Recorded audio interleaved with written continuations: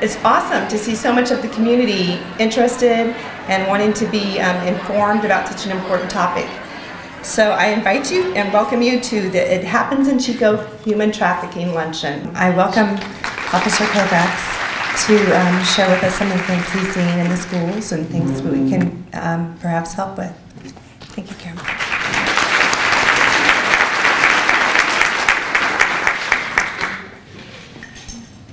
Hi, well, my biography is in the pamphlet there, so I won't bore you with that. But I'm actually probably more up here as a father and a husband than I am a police officer.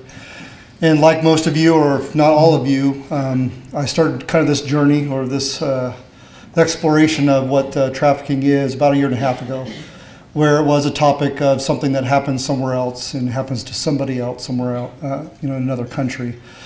As I did my research, I started to open my eyes, like it's been shared with up here already, to what's going on right here, right now. I'm a resource officer at Chico High School. I've been that, this is my 2nd year working with the youth there. And my main purpose there is dealing with, legal issues and lawbreakers and bringing, students and young people to face the consequences for decisions they've made. But a lot of the times I'm also used to just speak with young people in regards to maybe the direction they're going. And that's really my desire of being there, is to do that and to reach out. And so a lot of times there's stories that would come across my desk and there was just big question marks. What else is going on here? What's going on behind the actions this young person's making? And it wasn't until I started exploring and researching and discovering what trafficking is all about that I started to paint the picture that this stuff's going on here.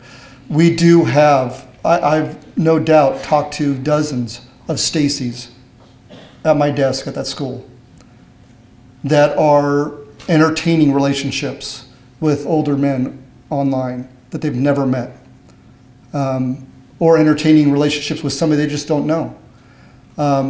We've got a big problem, and we're way behind the curve when we're dealing with social media. 95% of my conflicts and issues are, as a result on campus, are a result from things like Facebook and tweeting and texting and things that are being said or commented on, or pictures being shown. Things that are being revealed to people that have no business knowing. And so I guess I'm here to really say the truth is that we have a problem. And as a police officer, as a police agency, we cannot solve that problem on our own. And we do need our community here in Chico to become aware. And because awareness is going to produce action. There's no doubt some of you that are sitting in this room right now that are starting to feel like, you know what, I do need to do something. And so we're depending on that. We're depending on that to collaborate with us, to collaborate with the district attorney's office, because our job's easy. We identify the bad guy, we identify the victim, and bad guy goes to jail, and we deal with that. But right now we're having a crisis of when we do discover somebody that's a victim of trafficking, whether it's through labor trafficking or exploiting of sex, whether it's a minor or adult. We have a person that has some severe trauma, if nothing else, to the psyche that we don't have a service for.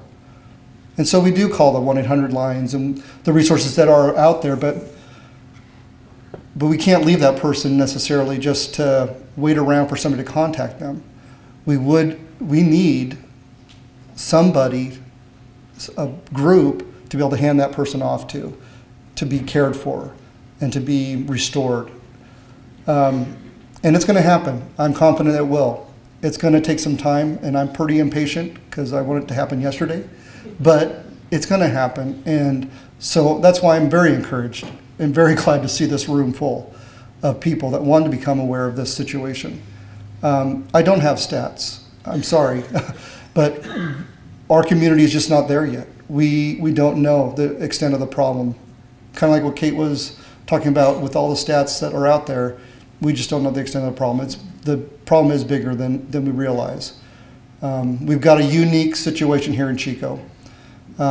We've got, and like my perspective is from the junior high and high school realm, they're exposed to things that they should not be exposed to.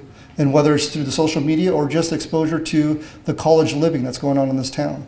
There's a lot of things that they are seeing and doing that, quite frankly, they have no business doing. And so as a community, we got to really work on identifying those problems. And there's the whole philosophy in trafficking is making the victim the center of focus. So what are we going to do? Well, part of it is prevention. So know what's going on in Chico. There's plenty of resources out there describing the crimes, what's going on, and the trends that are happening. Know what's going on, because then we can prevent those things from continuing. And then the partnership with each other. Just like Vicki was saying, we just need to have those lines, those walls that are being built, to crush those lines, and let's start working together, make it easier. Thank you again for coming, and don't stop learning about this problem, and don't stop taking action. Thanks.